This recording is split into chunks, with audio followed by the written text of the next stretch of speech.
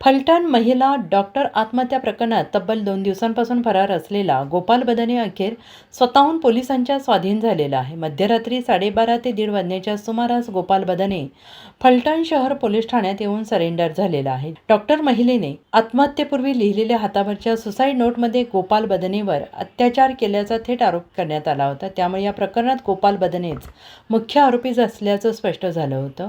घटना घडल्यापासून तो गेल्या 2 दिवसांपासून फरार होता, तर दुसरीकडे पोलीस त्याचा शोध घेत होते. मात्र काल रात्री अचानक बदने स्वतः फलटण पोलिसांसमोर हजर झाला आणि पोलिसांनी त्याला ताब्यात घेतला आहे.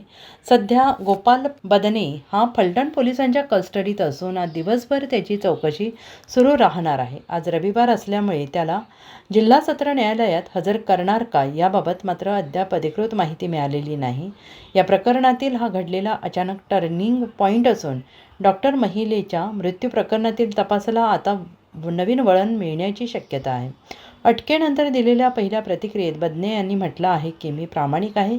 पोलीस प्रशासनावर माझा विश्वास आहे. या वक्तव्यामुळे प्रकरणात नवा चर्चेचा विषय निर्माण झालेला असून पुढील चौकशीत महत्त्वाचे धागेदोरे मिळण्याची शक्यता वर्तवली जाते आहे. सातारा जिल्हा पोलिसांकडून पुढील तपास सुरू आहे.